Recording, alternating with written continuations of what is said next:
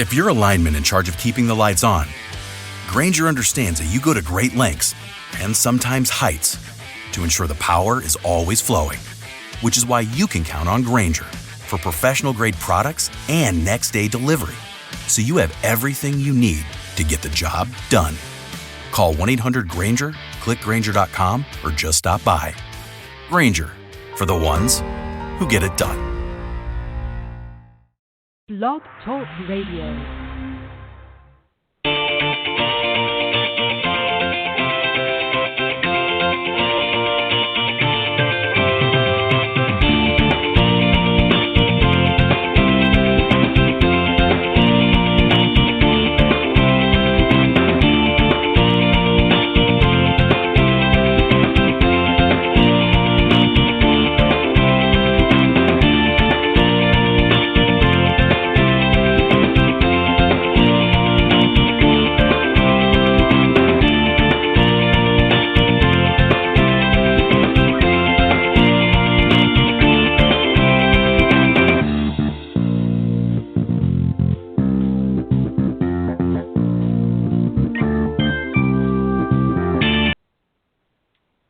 Good morning, everybody, and welcome to the Women of Golf Show. I'm Ted Odorico, and right alongside, of course, is Legends Tour player and LPGA professional Cindy Miller, and we are the hosts of the Women of Golf Show, and we welcome you here this morning. Good morning, Cindy.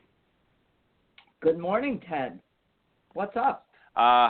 Well, it's I would love to say it's a bright and sunny morning here in the northwest part of Florida, but it's not. It's overcast. No rain as of yet, but as I was mentioning to you off air, they're calling for chances of rain every day this week, so I'm not too happy about that. But we'll keep our thoughts and good prayers and well wishes, and hopefully it'll blow into another direction. But anyways, we're glad to be here this morning. Cindy and I are looking forward to the show this week, as we always do. But let me just remind everybody, of course, we are live every Tuesday mornings from 9 to 10 a.m. Eastern Standard Time on blogtalkradio.com network. Go to blogtalkradio.com/Women of Golf, or just type Women of Golf up in the search key. And for those of you that like to maybe listen through iTunes or Stitcher.com or two other areas that you can go to iTunes.com or Stitcher.com, and in the podcast section, type Women of Golf, and that will take you there as well. And for some reason, if you can't join us during the live broadcast, not to worry. Just scroll down on the main page there at blogtalkradio.com/Women of Golf, and you'll see the on-demand section, and you'll be able to listen to all of the previously aired shows over the last several years that we've been doing this broadcast. So they're all there in their entirety on a recorded version, so you can listen to them there when it's convenient for you. I always love to hear from you. We would love for you to call into the show anytime during the live broadcast on Tuesdays. The number is area code 347-945-5855. And if you can't do that, not a problem, but maybe you can email us any questions or comments or concerns about the show. Maybe you'd like to hear a guest on here, or maybe you'd like a topic that we haven't covered of yet, and you can reach out to either Cindy or I. And Cindy's email is cindy@cindymillergolf.com, and mine, of course, is ted.golftalklive@gmail.com. We've got a great show for you this morning. We're going to start off of course, with a discussion for the first bit of the show, and it's on some top questions that students might ask their pro. And then a little bit later in the broadcast, Cindy and I are going to be joined by our very special guest, Patti Butcher, who is a PGA LPGA Class A Professional and has quite some lofty accolades under her belt. So we're going to bring her on for a little discussion on the second half of the show. But Cindy, let's start off with some questions, as I mentioned. These are questions that certainly, when I say the top questions, they're not necessarily ranked in any specific order, but these are some pretty common questions that some of the students that might have asked us over the years of our careers, or some other pros that might be listening to the show. I'm sure you've been asked these questions as well. So let's start off with this first one here, Cindy, and this is really a kind of a common question, but about tempo, and that is, how does one find their tempo, and is everybody's generally the same? Cindy, I'm going to let you start it off, and then I'm going to chime in a little bit, but how does one, first off, is everybody's tempo the same? And if not, how do you find your tempo? Well, to answer the first question, no, everyone's tempo is not the same. And again, as we've mentioned numerous times on the show, people are all different, And typically, depending on your behavior style, and if you remember when we did the Own Your Game series, there are 4 distinctive behavior styles. There's a D, I, S, and C. And typically the D, who is driven, and the I, influencing, are more extroverted and would tend to have a faster swing tempo than an S, which is a steady, or a C, which is conscientious behavior style. So I am a high D. I swing fast. I walk fast. I do everything I do is fast-paced. And I married a high S in Alan, who swings syrupy smooth like Ernie Els or Freddie Couples. Mm. So absolutely, definitely, your personal tempo there's not one personal tempo. There's many. Yeah. Is it possible, do you think, to sort of be somewhere in between as well? I mean, obviously, as you just mentioned, Alan's a little more slow and smooth swinging tempo, like you mentioned, Ernie Els and some of the others, Freddie Couples, and then you're a little quicker in your pace. Is there possible to sort of be somewhere in between as well? Well, there's lots of different tempos. The catch is, what's your rhythm? So you can be fast-paced or faster-paced. You don't want to swing any faster than the club head can swing. So the pace of your arms needs to be pretty slow. Some are slower than others. If you watch Ai Miyazato, I mean, the swing pace of her arms, I could basically have dinner while she's swinging because it's so slow. But right.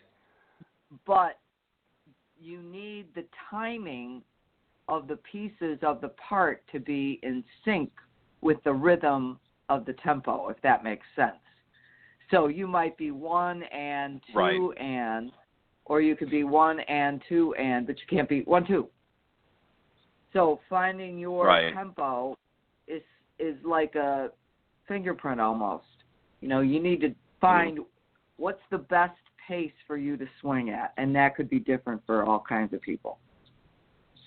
Right, and I think one of the dangers, too, that a lot of people, or one of the traps that a lot of people fall into, and I'm sure you've probably seen this along your journey as well, you know, as an amateur, you know, you see somebody on television, like again, we'll just use some of these examples, an Ernie Els as more of a slow and smooth tempo, and then a Nick Price who's a little quicker pace. And you might think, well, that player, I like that player there, so I'm going to try and emulate them. But you might be somebody like an Alan Miller trying to emulate a Nick Price, which just is not going to work because that's going to throw you out of sync, or vice versa. You might be somebody like a Cindy Miller and trying to swing like an Ernie Els, which is just not going to fall within your wheelhouse. So there's a danger there to be careful of. You know, it's certainly you know, okay to follow a favorite player and maybe emulate certain things that whether it be a grip or something like that you might want to try, but it's not very conducive to adopt their entire swing if it's not in your pattern, if you will. Would that be a pretty accurate statement, do you think? Totally accurate, yes. Yes, for sure. Because, you know, And I think as instructors, Cindy, I think we have to be cognizant of that as well. Because if we get a player that you know, as you said, it's maybe has more of a personality like yourself, and we're trying to slow them down, that's taking them out of their comfort zone, number one. And more often than not, even though the intention might be good, it may not be the best for that person. So you have to kind of, and that's something else too. I mean, as you mentioned in the very beginning, you know, we have to get an understanding of the people that we're dealing with because everybody is different. So, you know, what might work for one student isn't necessarily going to work for another student. So we have to be very cognizant of that. And I'm kind of, the reason why I asked you the question earlier about can we sort of be in between is I'm kind of in between. My tempo is fairly quick, but it's not like a Nick Price, and it's certainly not slow and smooth and silky like an Ernie Els. So I'm kind of somewhere in between. And I can't think of a player off the top of my head who that might be more emulated like, but I'm sort of in between. It's fairly quick, but it's not super quick, but it's not super slow either. So I guess it's just sort of an even run of the middle, maybe a kind of a boring tempo. I don't know, however you want to put it. But anyways, tempo is something that you need to work on yourself. And is there anything that you can think of, Cindy, that you try to encourage your students to try and find their tempo? Any drills or anything? Well, I ask them to swing their arms and count and almost have a mantra while they're swinging, like 1 and 2 and 3, whatever. Swing, hinge, get through, whatever it might be. Mantras are good. Sometimes there's a metronome app that you can get for your phone that you could swing to that. Again, it would depend on whether or not you're an auditory learner. If you're an auditory learner, it's easy, having a metronome would be like, oh, wow, this is awesome. I love this. If you're not auditory, you're going to say, turn that thing off before I break it. So it depends on the person. Yeah, and you're right. And there's some out there that are get their cues visually, and others that, as you said, there's different learning styles. So you have to, again, sort of match that up as well with the individual player. And I'm much like you. I think that you have to, I like to do that sort of count in my head when I'm working on my swing, just to make, because it certainly is possible to get out of your tempo if you're under a lot of anxiety. Or stress, sometimes that will throw. And that's something that you'll see more often than not, believe it or not, in a stressful situation when you see players, even at the highest level out on tour, when you see them not swinging within themselves. In other words, they're not swinging within their tempo. They've either speeded up or maybe slowed it down because they're under stress or something out in the golf course, and they'll get out of sync. Things just won't gel. And I'm sure we can name several examples over the years that we've seen of players that do that sort of fall, and everybody says, well, he's just having a bad day. No, it's not necessarily a bad day. It's just that maybe they've fallen out of sync and their timing and tempo is off. And, it's something that they don't like to fool with when they're out on the golf course, but it's something that happens to even the best players. So you're in good company, folks that are listening to the show this morning. But go out and find what your tempo is, and don't try to emulate another player or person that you see just because you think it looks good. It may not be best suited for your game. So that's what I would like to say with respect to tempo. Now, Cindy, we all, in this day and age, we want to be able to pick a spot, if you will, when we're on the tee box. How do you know where you want to land your tee shots? How do you decide when you were playing, out in competitive golf, Cindy? Was there something that went through was a checklist that went through your head when you decided, okay, I'm on the first tee, where do I want to land this tee shot to give myself the best chance possible for my next shot? How did you decide that? What went through your head? Well, what you do is you walk on the tee box and you look at the whole shape of the hole. So depending on, whether it's a par 4 or par 5, if it's a dog leg left, dog leg right, if there's a bunker out there, if there's water. So all those things need to be taken into consideration when you're planning how you want to play the hole. So that is number one. And then once you decide, let's say it's a dog leg right and there's a bunker on the right to try to deter you from cutting the corner, if you can carry the bunker, that's one decision. If you can't carry the bunker, then you're going to aim to the left of the bunker. So I typically put the tee in the ground on the tee box on the side of the trouble so that I can hit away from the trouble. So if I put, let's say it's a dog leg right, there's a bunker on the right, and I can't carry the bunker, I'm going to go to the right side of the tee box, put the tee in the ground, and then step behind the ball looking directly at the wide open space. Right. So it makes my subconscious mind see, like, wow, there is so much room over on the left to hit this ball. Does that make sense? Yeah, and that's great for your confidence. Now, a lot of players, and I'm sure this is kind of what you're getting to here, a lot of players, especially better players, will talk about how they play from the green back to the tee. In other words, they're already looking ahead and thinking, okay, how do I want to approach the green? And that also falls into their decision-making process. It's not just the trouble that they may be faced with off the tee box, but it's positioning themselves. For instance, they're looking, if it's a par 4 that they know they're going to, with a well-struck tee shot, they're going to be able to get into 2, they're looking at how do I want to approach the green. If there's trouble surrounding the right side of the green, maybe there's bunkers, surrounding the front of the green and maybe even in behind, or maybe there's an opening on the left side of the front of the green that they can, if they need to, if they don't hit it well, they can run it up, whatever the case may be, even on a par 5.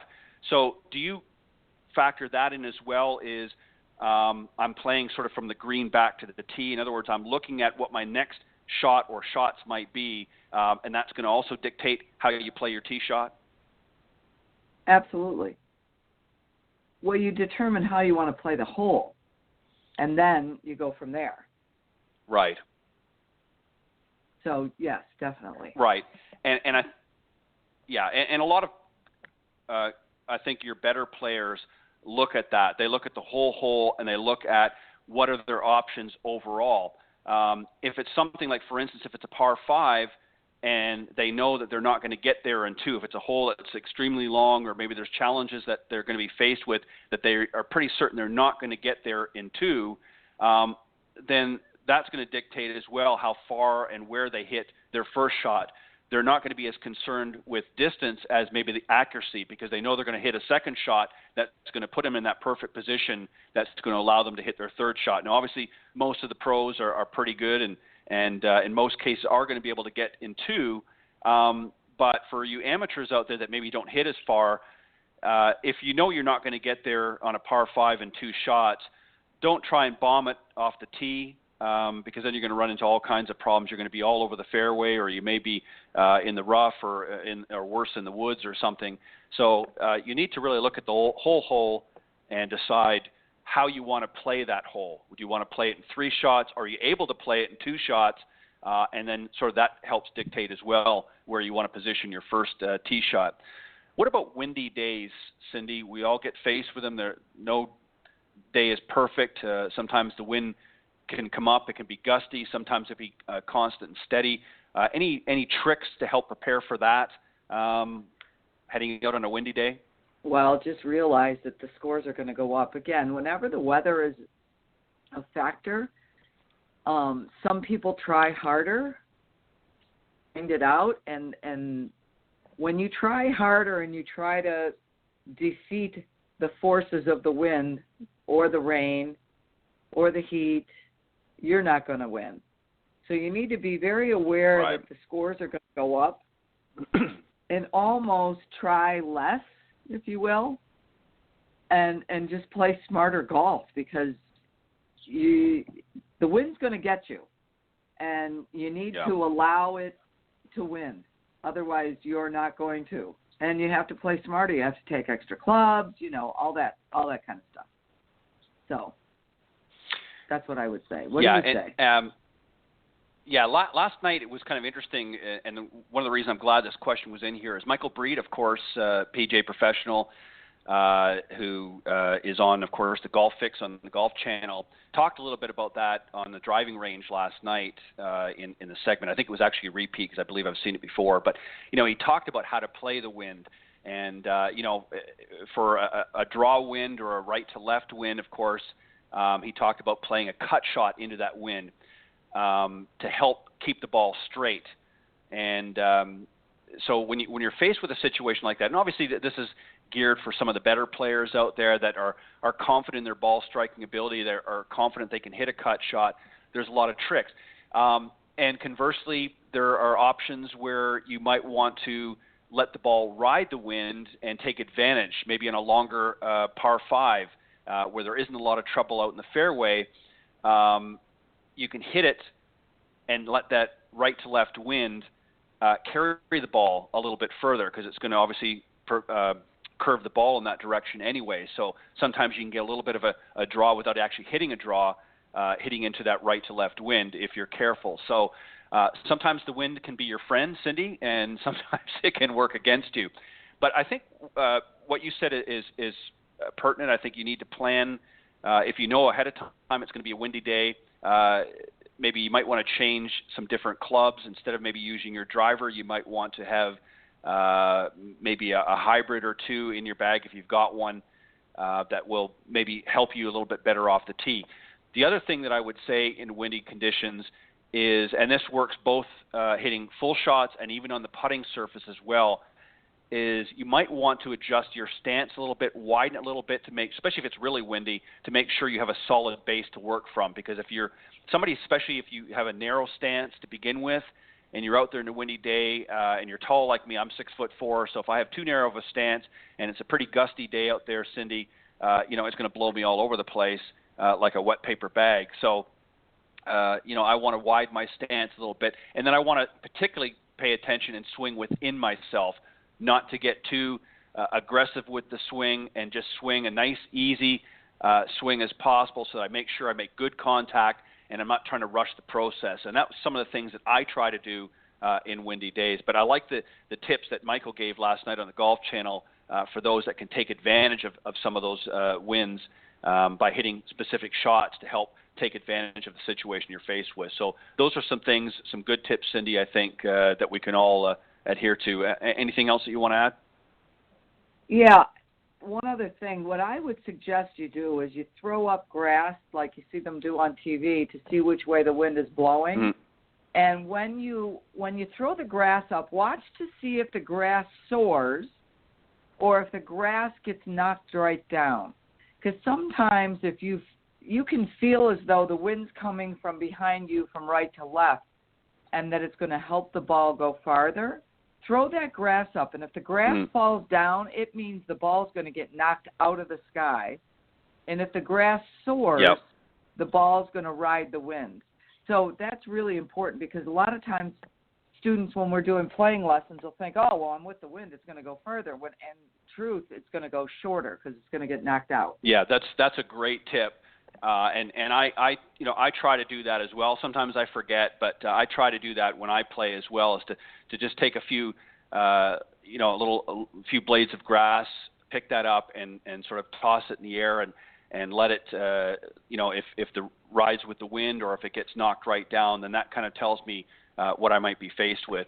I think also too, Cindy, and I don't know if you have a favorite wind or not, but some people, I'm one, for instance, I certainly like when the wind is behind me because it's going to give me a little extra carry. But I'm a right-handed player, so for me, when I'm set up, if the wind is directly not in my face but coming from the right, that for me always kind of throws me off. Is there a particular direction or wind that gets to you that maybe doesn't work well with your game? I agree with you. I'd rather have the wind coming. If I had a choice, if it's a right to left wind or a left to right, I want the left to right wind. Yeah. I don't know what it is, but it's just something about that wind that just does not work well with my game, and always manage to find myself in trouble. But anyways, if you follow, folks, if you follow some of the tips that Cindy and I just mentioned, that's certainly going to help you. And I know there's a scat of other tips out there, I'm sure. And Patti may even have a few when we bring her on here in just a moment. I see she's ready, but we'll bring her out in just a second. The last one I'm going to ask, Cindy, before we bring our very special guest this morning, is how important is it to have a plan and a target for every shot, or is it? It is important. Otherwise, you're not going to get where you're going or where you think you're going. And so many people have issues aligning themselves, which I happen to fall into that category. And there's two ways to look at this. You can try to pinpoint, which I'm no good at. If I try to pinpoint too much and think about the target, I get too locked up and can't swing the club. But I need an area of where I would like the ball to start, which frees me up to swing better. So Alan, my husband, will tease me and say, you're trying to hit the nose of a whale in the ocean. Why don't you just try to hit it in the ocean? And so There's two thoughts here. And yes, you need to have a target, but don't get so analytical for you high C's who are very conscientious and detail-oriented, because it will make you crazy and you can never hit it perfect. So, again, they might someone who's a high C who tries to pick a specific target might get a little ticked off that it's not going where you want it to go when, in essence, you're trying to be too detail-oriented. So I guess, yes, you need a target, but not so crazy that it makes you, nuts. Yeah, and I'm much like you. One of the issues that I used to have, and I guess maybe it's a little bit of an age thing as well, but one of the things that I used to have is I would have too defined a target. I would get very, very, if you will, zeroed in on a specific target. And one of the problems I had is if it didn't hit right on that target, of course, it would bother me to no end. So what I tried to do is I had a range of targets. So, for instance, if I had a tree or something in the background, especially if I was and I'm talking about on the tee box here, I wouldn't necessarily aim at that tree, but there might be, I would imagine, a circle around that tree of, again, depending on how wide the fairway was, of a few yards. So that sort of broadened that specific target. So I wasn't just focusing on the tree. That was my general direction, but it was okay if it went, maybe 5 or so yards left or right of that tree. I was still pretty happy that I'd reached my target. And so I opened the door a little bit by not getting too narrowly focused, because if I didn't hit the target right on, then I was disappointed, and I didn't feel like I had accomplished the goal that I had set myself for that particular shot. So you're right. You have to be certainly target-oriented, but not so analytical, as you put it, that you're going to get yourself into a situation where you're not going to feel confident that you've succeeded in whatever shot you may be faced with. Some interesting questions. Sorry, go ahead. If you widen the area of the target, it gives you room not to be perfect, and right. It's really hard to play real bad if you hit all the fairways and all the greens, even if you're 25, 30 feet from the hole. So lower your expectations and hit more greens. Yeah, and I think a lot of people would put a lot less pressure on themselves. I think one of the problems with a lot of our amateur golfers is sometimes they take the information too literal. We say pick a target. They're not understanding specifically what we mean when we say that, and so they're doing like we just talked about. They're so narrowly focused, and then when they don't achieve that, they're disappointed, and then there's an anxiety that builds up. Well, geez, I didn't hit that target, but actually maybe they're still in good shape, so they need to be happy with that. So I think that you have to be realistic. As you said, lower your expectations. Don't be so critical of yourself. Pick a target, pick a general area that you want the ball to land. So if it lands somewhere within that general area, then hey, you're looking great. If it goes a little bit outside, that's okay too, as long as you're not in trouble. But if it goes a little bit outside, that's okay. It still gives you the satisfaction of knowing that you've hit a well-struck shot. It didn't quite hit the mark that you wanted, but it's certainly close within the expectations that you had. So that's still an A if you look at it from that standpoint. Look at it as a positive and don't look at it as a negative. And I think you'll find that you'll have more enjoyment in the game if you do that. I think too many people focus on the negatives of their game and not enough on the positives, and that can certainly derail around very, very quickly. All right, Cindy, I know there's a few other questions here, but we're out of time, so we've got to bring on our very special guest, Patti Butcher, who's been very patiently listening and waiting in the wings. So let me just read a little bit about her, and then we'll bring her on the show. As I mentioned at the beginning of the show, our very special guest this morning is Patti Butcher. She's a PGA and LPGA Class A Professional, and she's committed to growing the game of golf and the people who play it. A golf professional for over 30 years, Patti's career has covered the broadest spectrum of roles and responsibilities, starting with playing competitively for over 45 years, as well as working in the industry, as I mentioned, for 30 years. LPGA Class A Professional, as I mentioned. She's had the privilege of serving many fine facilities and being mentored by top professionals, including as assistant professional to Craig Harmon at Oak Hill Country Club, serving as the director of instruction for the Meadows at GVSU, which is the Grand Valley State University, for 7 years, beginning with its opening in 1992. She started the women's golf program at GVSU, and additionally she served on the NCAA Golf Championship Committee and begun the now long tradition of hosting NCAA national championships at the Meadows. She's taught an NCAA national champion, 8 high school state champions, and over 50 super team players, and the captains of Duke, Wake Forest, Northwestern, Hope, GVSU, Ferris, Findlay, and Calvin golf teams. And she's considered, understandably so, by Golf Digest, as ranked her among the 50 best women teachers in America. So, Cindy, let's welcome our very honored and special guest this morning, Patti Butcher. Good morning. Yay! Good morning to both of you, and thanks for having me on your great show. What a service you provide. Well, I really thanks. appreciate Well, being thank here. you. So how is life? Well, thank Tell you. us what's up. So life is fabulous. I'm in Grand Rapids, Michigan. The LPGA is here this week at Blythefield Country Club with the Meyer Simply Give. So we're, our little bird here is so excited to invite in the best women players in the world, and so we're going to have a great week.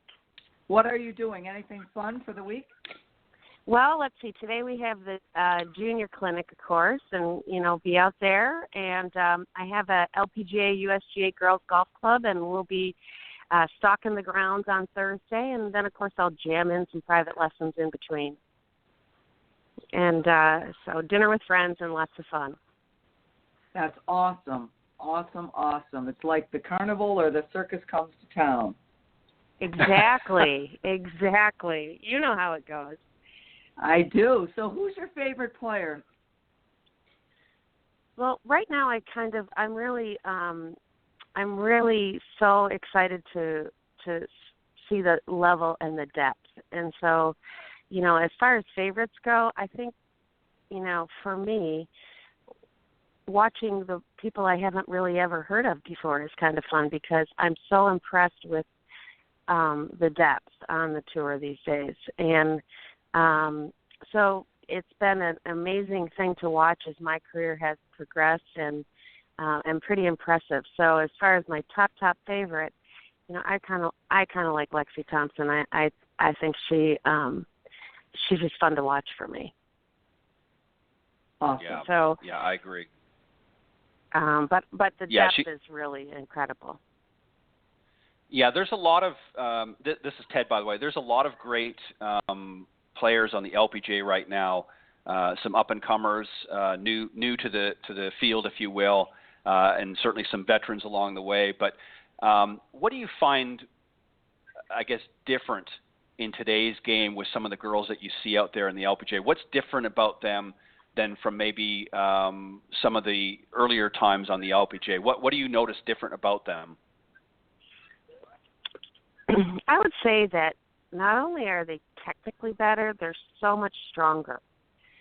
And I'd say they're so much stronger, and I'd also say they've been introduced to self-management and concepts so much earlier that the learning curve seems to be less steep when they get on the tour. Wouldn't you agree, Cindy?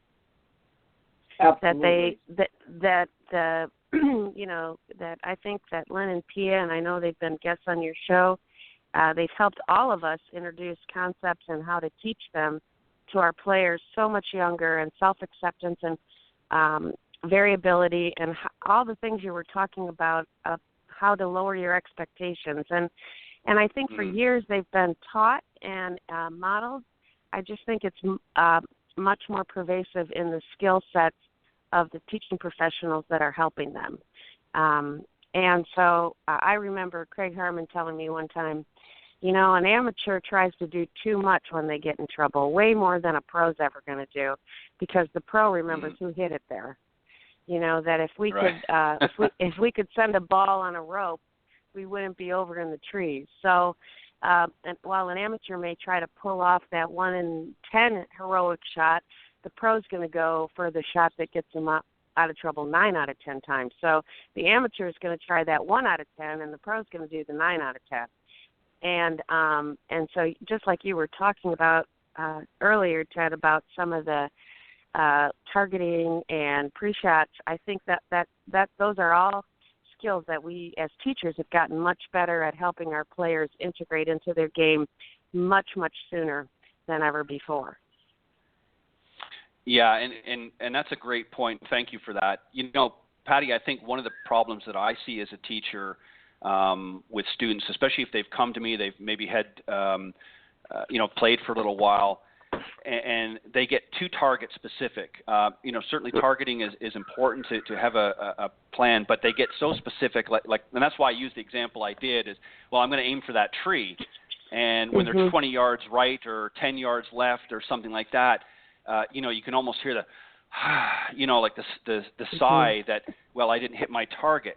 And they're too hard on themselves. And just like you pointed out a second ago is, that's something that, they may not pull off every time, but they're not confident enough to realize that, hey, that's okay. I can still, have a good hole with the shot I hit, and they're not accepting of the results that they've got. So a lot of times I think we have to reassure them, right? Mm-hmm. Yeah, so I've had some success with helping them rate their shots 2 times right after they hit instead of doing all their swing analysis. So first of all, I want to get them out of that, why did it go there? I hate that. And most amateurs hit a ball and then start evaluating whatever their last technical thing was. And for me, the first thing I want them to do is say, so let's have a 1 to 10 rating, 10 being great, a 1 to 10 rating on how you hit it, and then how playable is it. So oftentimes I might get a 7 on how I hit it and a 10 on playability, and that way I can help them take the emotion out of it, because if it's a playable shot, then that helps them keep their self-esteem and confidence going. And meanwhile, that analysis of why wasn't it perfect right at that tree, that binds them up and sends them on a downward spiral, or I like to call it the search. I love when a person comes to your lesson tee and say, I race out of my car, I play the first few holes pretty well, and then it goes downhill, and I go, I bet you start evaluating how you're doing instead of just saying, I just raced out from work, and now I'm going to play golf, and I'm going to just warm up a little and see how it goes. It's going pretty well. And then the first missed shot, they start analyzing what they're doing. Well, guess what's not working? The analysis is what's not working. The acceptance was working great. The analysis is working horrible. Right. So that's why I try to help them get into a plan where they rate it based on how they struck it, and then how playable it is. And we're going for playable shots when we play the game. We'll worry about how to improve that striking later. 2 different goals. One's a range goal and one's a play goal. And the only reason to go to the range is to play better, and to score better. And some of that has to do with, as you guys were talking about, self-acceptance and lowering the stress of it. Expectation. Yeah. Yep. And that, Cindy, that is a great example of really lowering your expectations too, because a lot of players, a lot of our amateurs, as Patti, as you just pointed out, they jump out of the car. They might be lucky to get a practice putt or 2 in, and they're on the first tee. So they really haven't warmed up. They haven't stretched. They haven't done anything to really prepare themselves for that round. And then they wonder why, as you said, after 2 or 3 holes, they're not playing very well, and the analytical wheels start coming in. But they need to lower the expectations. I mean, if you haven't prepared for the round and you haven't done anything, then you can't expect to go out and shoot a great score when you haven't done anything. It's like any job. I mean, if you haven't prepared for the task at hand, then don't be surprised if you experience some level of failure. And I think that a lot of players out there, a lot of folks out there that we see on the lesson tee fall into that category. They don't prepare properly for the task at hand, and then they're surprised at why the results they're getting are not what they expect. I absolutely agree with that, and I think also that part of that is a mindset of how do I slow down? You had a great. Most players haven't spent the time trying to figure out what their true tempo is. So even if you were racing out of the car, if you had worked with your golf professional on finding your 1 or 2 and 3 tempo, wherever you fall, even having a cue like that can help you make that transition. So I certainly don't begrudge those players whose schedules, really prevent them from that. But I do think having a plan, and I really liked Cindy's comments about, find your tempo, play with your tempo. I thought that was a very valuable segment. I don't think many players have spent much time even trying to figure out what their mantra might be or what their cue might be. So I think that can also help those golfers that we have that are so rushed for time. And for them, getting out there is a big plus. So I think we have the whole spectrum. For our better players, of course, they have long and very specific warm-ups based on what their tendencies are, where they get tight, talking about how much better the players are today on the tour. I mean, they know exactly which muscles aren't firing and have plans for when those muscles are tight or sore and have go-to shots. Well, a lot of us, just aren't in the position where we have all that information or had even the luxury of time on that. So I think that it runs the gamut, but I think he's given them some great helpful tips on how to make the most of those times. Yeah, and that's really what we try to do. I mean, it's obviously up to the individual to take the initiative to do these things that we're suggesting, but you're exactly right. We try to give them a platform to work from, and again, it's up to them how much they want to commit themselves to it. Patti, let me ask you something, and then Cindy, I know you have some more questions as well. What life lessons can you think of, Patti, that golf has taught you? Yeah, so our best golf is played in the moment. We've spent an awful lot of time as players trying to really have a I'm here right now, this is the shot that matters. And, for me, that's true in life, that, we all kind of, try to fake ourselves out. I'll be happy when X happens. I'll be happy when Y happens. And truthfully, the mindfulness that happens right in that moment, the joy that happens and the appreciation and the gratitude and appreciation. And, I think when I played competitively, I did not spend enough time, just feeling like, wow, it's so cool that I get to do this. And I spent way too much time saying that wasn't perfect. Yeah, and I'd say that that life lessons has made me so much happier in my life, and it's made me so much happier in my game that, I feel like acceptance and gratitude has helped my life, and it's certainly helped my golf. Cindy, what do you think about that? I would agree. Oh, man, you are Why so are you chuckling? Because it's so true. It's like, did you realize how good you had it? Exactly. Like, you hit wow. a 90% shot and you go, wow. So today I might go, wow, that's pretty cool that I get to do that. I stand on the lesson tee trying to help people do that versus all the time I spent going, okay, that wasn't perfect. Right? I have to ask a question. So the LPGA Tour is in your neighborhood this week, and we all know that they are the best in the world, and they are so committed.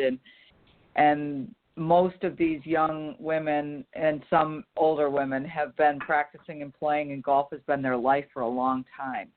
And you are the director of your LPGA Girls Golf Club, as I am here, and we teach an awful lot of kids. So how do we communicate? How do you get your kids to go from, I'm pretty good at this, and they tell me they want to be good, but they don't show me they want to be good, and a dream without a plan is just a wish, and they need to commit to really looking inwardly I mean, they get dropped off for their lessons, or their parent stays there the whole time, and they shake their head like they get it, but they don't get it, and they go out and shoot 98, and then they say, "Oh, I came in second." That doesn't matter. What place you finished. So I don't want to be mean, but on the other hand, I've got to be realistic and truthful to them and say, what place you finished, you're comparing yourself against other people who are no good. You tell me you want to go play college golf at one of the top 30 schools in the country, you don't have a prayer. And I don't mean to be rude, but what do you do? Yeah, so I have a few tools in my bucket that I use for that. I tell them that they just won the Who Cares Open, that I love them very much, that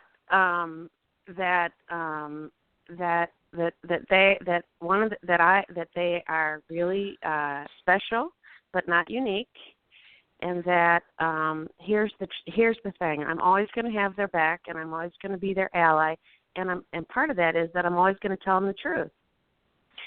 And so that's part of what we do. But I spend, here in the North, like you, Cindy, I have some winter programming that I do for the kids that give me the "I want to be good" line. And we start with, and you guys have probably all seen it, the big rocks, the medium-sized rocks, the little rocks, the sand in the water, and how do you get that in a jar? You have to pick your 3 big rocks and put them in first. And I help my kids identify what their big rocks are.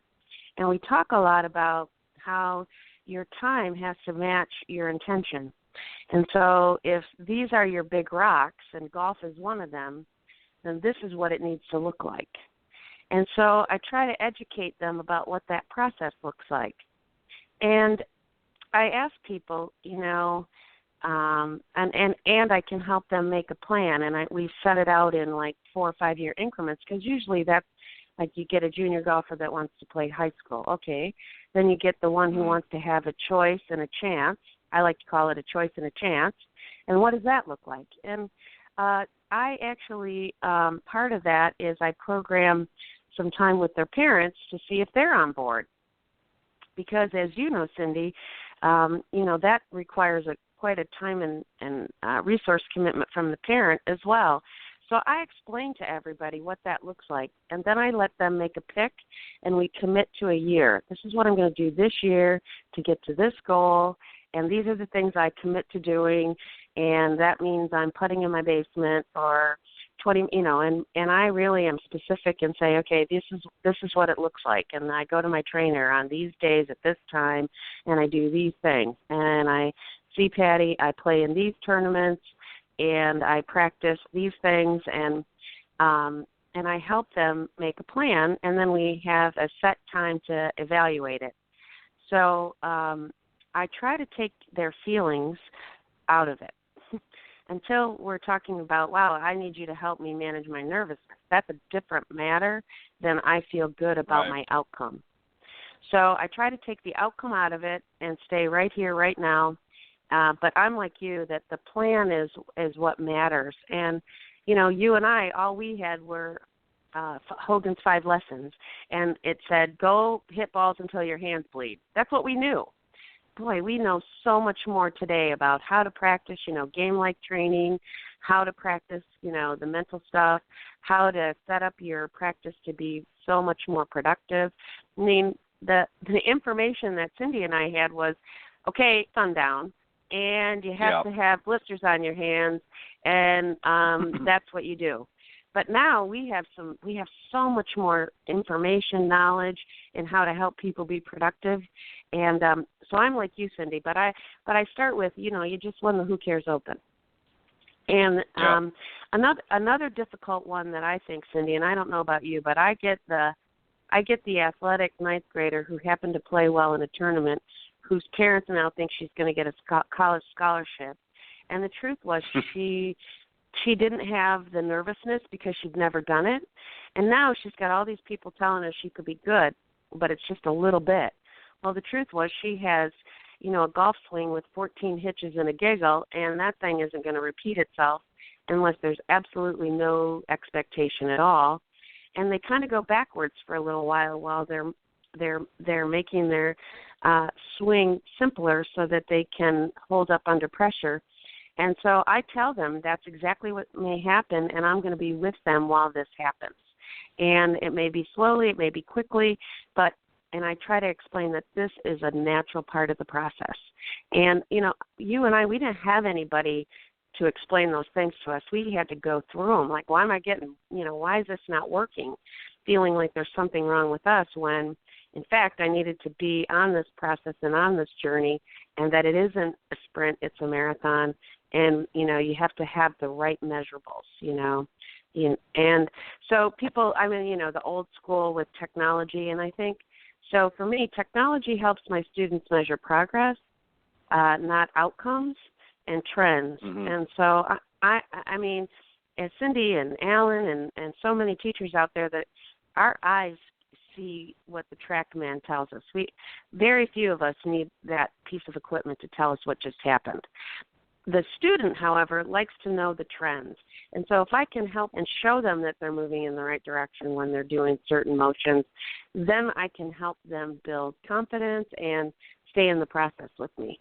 So those are kinds of ways I get around that. Cindy, how about you? Hello? Hello? I think Cindy's still. Oh, no, Cindy was. Sorry, she got dropped. Cindy, can you hear me? Did you hear that? Yeah, we can now. Can you hear me? Yes. Yes, we're with you. I got cut off, but Patti, I was typing out all the golden nuggets that you just mentioned here because you're right on point. And I believe I'm going to have a youth seminar, workshop, whatever you want to call it, in the fall or the winter. And mm-hmm. I would like to invite you to come and speak because I'd love that. I really think we need to do this because I'm not sure that the parents, and this is true with adults as well. Yep. If I don't get what you're telling me, it's your fault, not mine. Mm-hmm. And then they're on to the next pro who will tell them whatever they want to hear. Mm-hmm. And everywhere you go, there you are, and you're mm-hmm. not playing any better. So, and I love the kids. And the mm-hmm. funny thing is we just had the Women's Porter Cup here. Yeah. And we've, the best young players in the country that are playing college golf. And the funny thing is we've had 3 or 4 students go to the next greatest teacher, and they all shot in the 80s. And the one person who's just like Alan Miller, and Alan Miller is her helper, teacher, golf mm-hmm. father, if you will. She walks, like Alan, talks like Alan, loves Alan, and she shot 74, 74, 72. And, so mm-hmm. totally boring, consistent, Mm-hmm. But so again, it's like, do you not see the evidence here that this is definitely a marathon and not a sprint? And as much as I love the kids, I don't know how to communicate to the parents. You have before you the only married couple in the world that have played on all 4 major tours, but you want to go take a lesson from a 25-year-old who has TrackMan. Okay. Mm-hmm. But, and I don't want to be, and I'm not bitter because it's okay if they need to go do that. It's just how do you communicate that this is a marathon and not a sprint? And again, mm-hmm. we did the program all winter, the Own Your Game Academy. So I think I'm missing something, and I thank you for your input because clearly we're not communicating as best as we could, and mm-hmm. I always want to get better. Well, and Cindy, I think some of that, and in fairness to you, is that, but trust me, if they have a suitcase, they're more of an expert. So I love to bring in people to tell my people the same thing I've been telling them for weeks and months and years. So if you bring in somebody else, a lot of times that message gets through, or, that's why we write articles. That's why you have great podcasts, and thanks, Ted, for your service on this, because if somebody said it on the internet, it's more true than if I'm at if I'm at a range and and somebody's having results. So, and I think there'll always be people that don't want to take responsibility, and I think that there is still, we live in a country where not everybody gets to the top, right? So if it were easy, we'd all be there. And I always talk about that. If this were easy, we'd all do this. But it takes some fortitude, and it takes a lot of disappointment. I talk about the disappointment as much as I talk about the success, because how you manage your disappointments will define what you do in life. And so I'm just as proud of my kids that go on to be doctors and lawyers, and if they've learned a couple of bounce back ability skills from me, I feel like I've fulfilled my mission here on earth. And so I want to inspire my kids to be everything they want to be or anything they want to be, not just tour players. So I use that same analogy on how you get what you really want in life. And so for me, it's like it's kind of a bigger picture and a broader picture, because I want to support them no matter what their goals are. Absolutely. So for one of my students, she's pretty good at golf and she works pretty hard, but she mostly wants to be a surgeon. So her golf goal is to see how good she can get to go to a school that might be a smidge out of her reach, that academically, that also has golf. So she might get into a Northwestern where she, as a golfer, or a Harvard or a Princeton, that her academics may not have gotten her there. And so sometimes that's how we set our goals. And you know what? That's awesome, because then they're comfortable. And once they're comfortable, they can be more confident.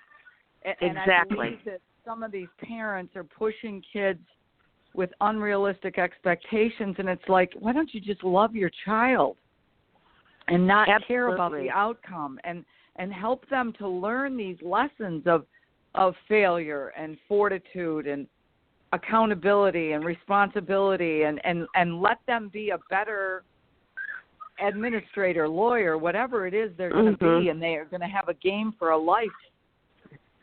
Right. So, and I don't know about you, and I bet you've both had these calls. I'd like you to evaluate, before we invest in lessons with you, we'd like you to evaluate our child to see if they have any ability. I said, why? I don't get that. And I say, because golf takes a long, if you have a child that's remotely interested in golf, boy, girl, it takes a lot of time to play golf during a day. And so where your kids are, it's safe, it's a great environment.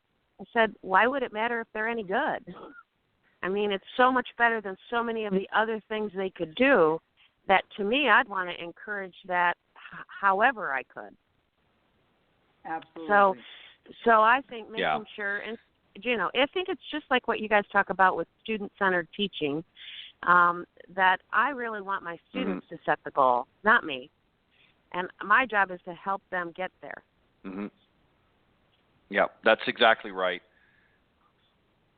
Patti, one of the things that I've discovered here is, I want students, regardless of what age they are, whether it's an adult or a child, I want them to, first and foremost, do it because they want to have fun and they want to learn something new and challenge themselves.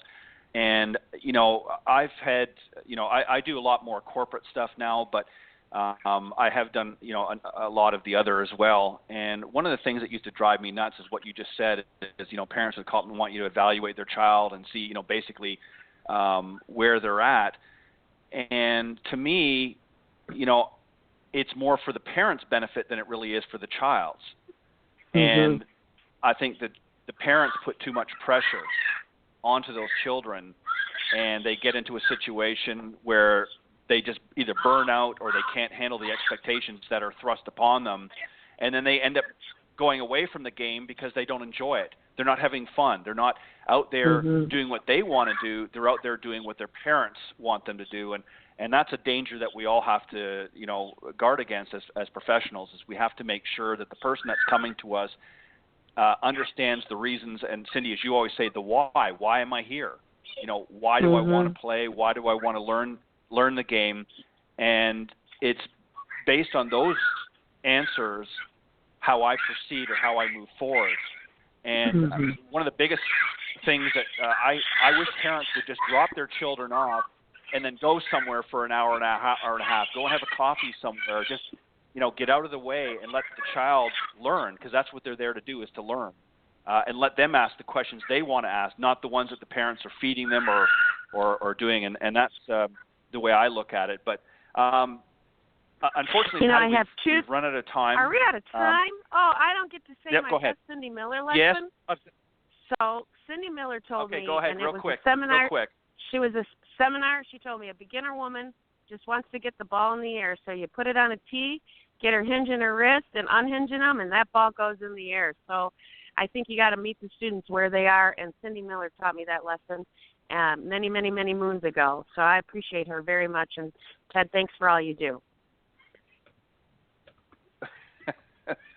Very good. Thank you, Patty. Well, Patty, we want to awesome. thank you very much for joining. Really quick. For joining us this morning, and we'll have you back. We'll have you back again real soon, and we'll continue this conversation because there's a lot of good stuff that we can hit. But Patty, we want to thank you very much this morning for joining Cindy and I on the Women of Golf. Appreciate it. Thanks so much. Have a great day. You too. And I think she might have All gone. Right. Thanks, you guys. All right. Bye-bye. All right, bye-bye. All right, and on that note, we run a little past our normal scheduled time, but not to worry. We'll be back next Tuesday from 9 to 10 Eastern here on the Women of Golf show. So on behalf of Cindy Miller, I'm Ted Odorico. Thank you for joining us this morning. Thank you for our special guest, Patti Butcher, for joining us as well. And we look forward to helping grow the game next week here on the Women of Golf show. Thanks, Cindy. Have a great week, and I'll see you next time. You do the same. Bye-bye.